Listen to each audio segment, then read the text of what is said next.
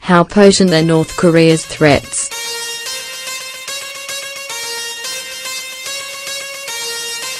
North Korea has frequently employed bellicose rhetoric towards its perceived enemies.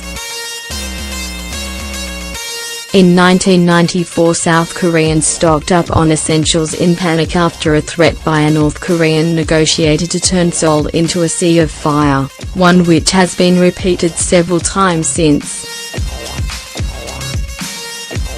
After US President George W. Bush labeled it part of the axis of evil in 2002, Pyongyang said it would mercilessly wipe out the aggressors.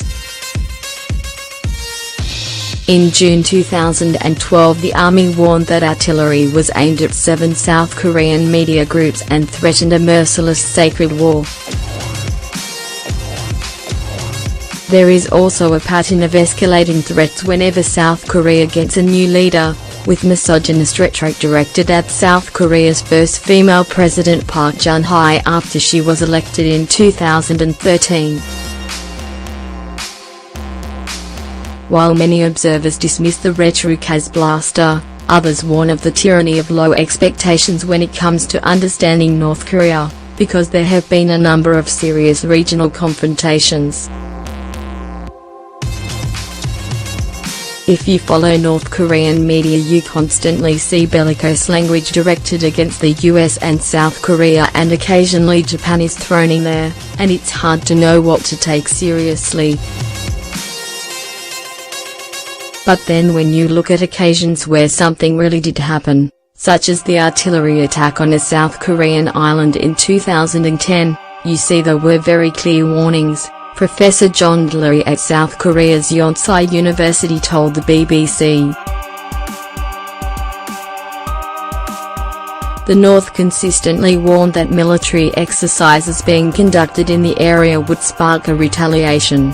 Mr. Delury argues that misreading Pyongyang's intentions and misunderstanding its capabilities has kept the US and South Korea stuck in a North Korean quagmire. Picking apart the bluster. In recent years, the North has warned of a preemptive nuclear attack on the US in response to the prospect of joint military exercises between South Korea and the US. Anytime a nation threatens preemptive nuclear war, there is cause for concern. North Korea is no exception, with its shift in rhetoric from accusing the US of imagining a North Korean ballistic missile threat, to vowing to use its ballistic missile capabilities to strike the continental US, says Andrea Berger, from the Royal United Services Institute in London. But many experts believe these threats come from the North's desire for a peace treaty with the US. It seems to believe that it will not be taken seriously until it can enter talks on this issue with sizable military strength.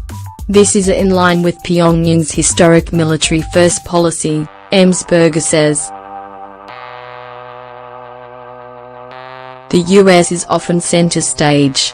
There are cases where the threats are geared towards getting on the radar, particularly of the White House, which tries to ignore North Korea as a matter of policy. Pyongyang's message is, "You cannot break us, we will not go away, you have to deal with us," Mr. Delury said.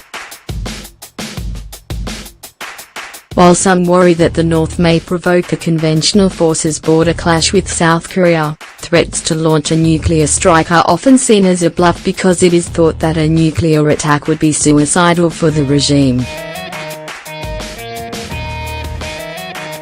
But worries that it may be serious will have been boosted by the news that North Korea says it has restarted its main nuclear complex at Yongbyon.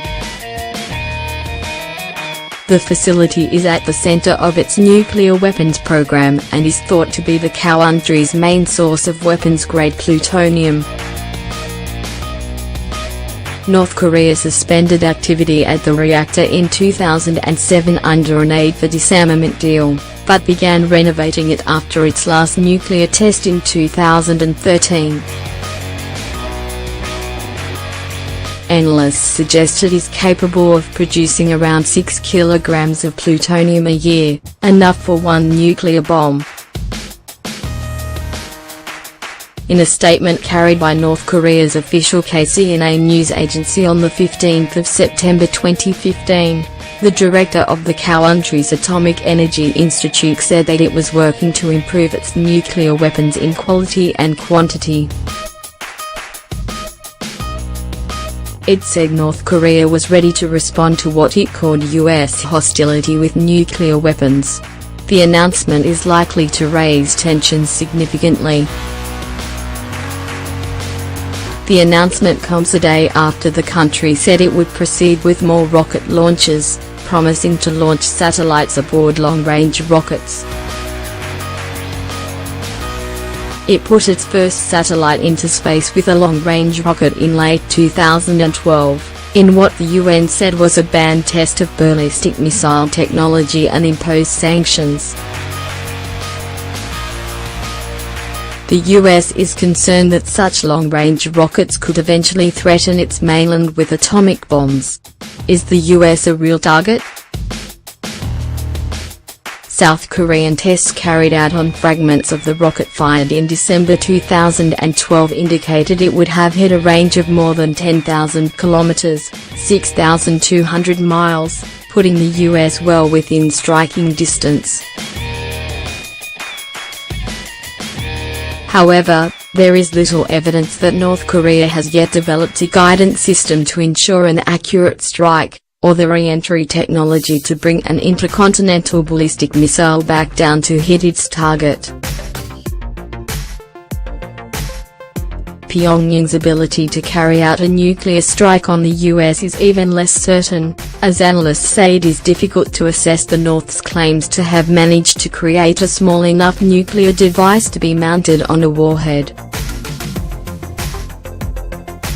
December 2012's missile launch, the International Institute for Strategic Studies said, proved that North Korea has something that can hit American shores, but it said that any functioning nuclear-tipped intercontinental ballistic missile is still at least several years away.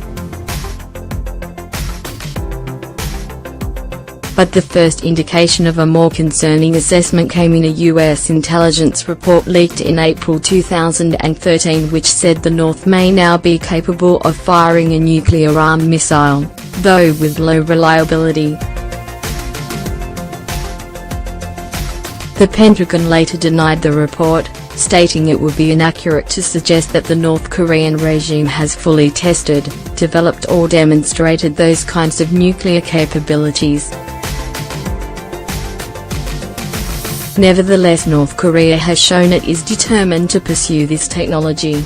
Its February 2013 underground nuclear test was double the size of the previous one in 2009.